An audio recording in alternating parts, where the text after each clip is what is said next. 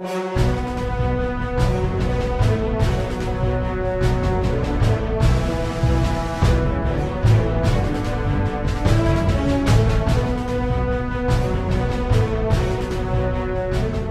tea. Now here we go. Everything that you need to know about black tea. Ever wondered where it comes from? Ever wonder how it's produced? Ever wondered how it makes its journey from leaf to your cup? Well, I'm going to give you some of the information you need to answer those questions. Now, first of all, tea grows on a bandwidth around the planet between the two tropics. And a lot of our black tea that we drink here in the United Kingdom comes from either Africa, India, Sri Lanka or China. And it's produced in a series of different ways that gives it slightly different textures from white teas and green teas that we're probably familiar with. Now, black tea comes in two formats. There is a twisted leaf and a kind of broken leaf, or a CTC tea. Now, a twisted leaf has been produced between two flat rollers, and it takes a young leaf from a tree and makes it into a twist. And a CTC tea is a tea that's been milled or ground through a series of rollers that produces a tea fine enough for use in a tea bag, or if it's a little more coarse, then it can be used also with a loose, as a loose tea. That's a kind of granular tea. So we've got a wholly orthodox twisted tea, a granular loose tea, then a fine milled black tea used in a tea bag. I think importantly with black tea, really good to use nice hot water from your kettle. And of course, Twinings produce many different types of black tea, Earl Grey, English breakfast, all from ethically sourced locations from around the world. Now, what makes black tea unique and different to that of a white tea or a green tea is that it's been allowed to oxidize. Think of an apple when you cut it in half, the flesh turns brown, or a banana when you peel it, it starts to turn black. Exactly the same principle applies to the leaves from a tea bush.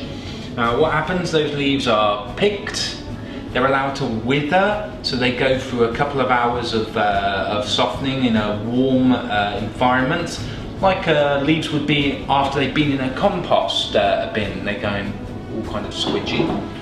And then those leaves are then either rolled or ground into this tea. Then they're allowed to sit in a warm environment for hours and hours to oxidize.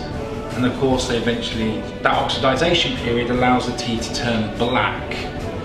And then it's finally fired or heated to reduce all the moisture from the leaf that's remaining. Then it's good for packing.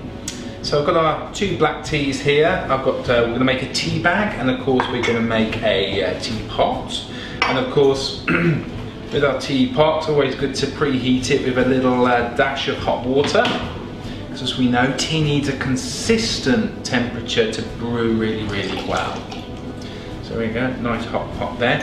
Now I'm going to use a good 3-4 teaspoons. So this is a 3-person pot, so I'm going to go 1, 2, 3, and 1 for good luck for the pot, 4. Then I'm going to use my water. This has literally just come off the boil.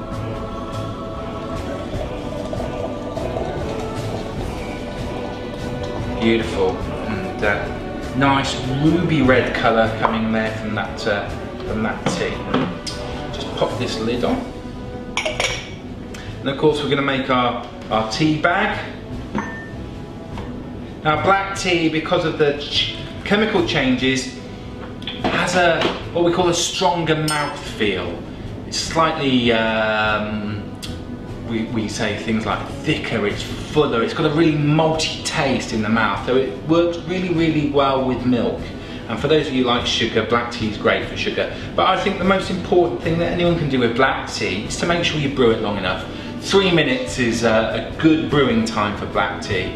And 3 minutes, of course, we know is a minute for the colour, a minute for the flavour, and then a minute for the goodness or nutrients to come out of the leaf.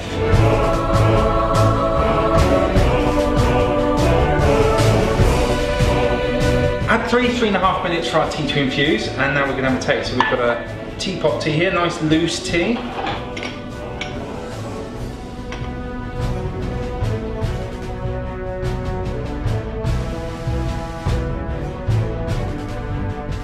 course, milk first, milk second, your choice.